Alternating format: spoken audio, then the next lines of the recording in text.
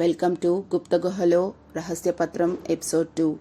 వీరన్న తామపత్రం చీత పట్టుకుని దేవాలయం బయటకు వచ్చాడు. అంతలో ఒక నీడ అతని వెంటపడసాగింది. వీరన్న తన మనసులో ఇలా అనుకున్నాడో, ఇన్ని సంవత్సరాలుగా ఈ గుడిలో ఎవరో అడుగు పెట్టలేదు, కానీ ఇప్పుడు ఎవరో నాకన్నా ముందే వచ్చినట్టుంది.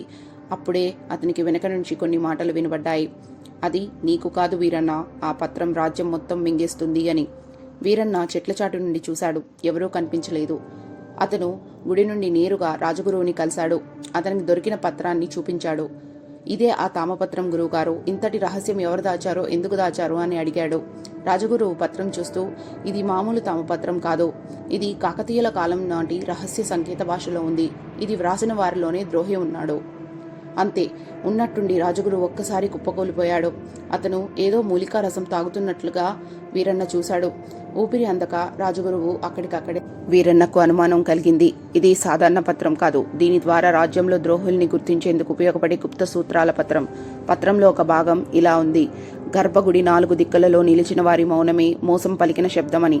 అది చదివాక వీరన్నకు అర్థమైంది. పత్రాన్ని చదివిన వారే ద్రోహులు. కానీ అటు రాజభవనంలో సభ జరుగుతుంది.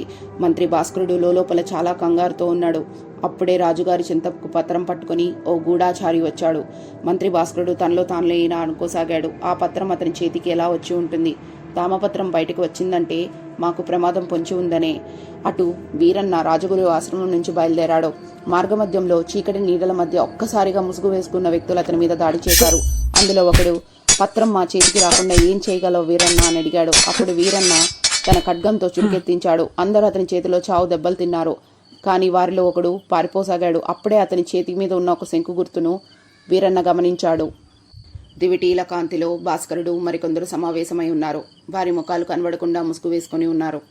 ఇప్పుడు ఆ తామపత్రం వీరన్న చేతిలో ఉందని నా గూఢచారులు చెప్పారు, కానీ అది మన చేతికి రావాలంటే చాలా సమయం పట్టేలా ఉందని భాస్కరుడు అన్నాడు. చీకట్లో నుంచి ఓ ముసుగు వ్యక్తి, తామపత్రం మన చేతిలో లేకుంటే మన విజయానికి అర్హతే లేదు, ఏం చేయాలన్నా వెంటనే చేయాలని చెప్పాడు. వీరన్న కొండపైకి ఎక్కుతూ తన చేతిలో ఉన్న పత్రాన్ని చూశాడు. దానిలో ఒక కోణం కనిపిస్తుంది. ఇలా వ్రాయబడి ఉంది, శిలా శబ్దం అని. వీరన్న తనలోనే ఇలా అనుకున్నాడో, ఈ పత్రం రహస్యంగా ఉంచడం ఎవరి లక్ష్యం?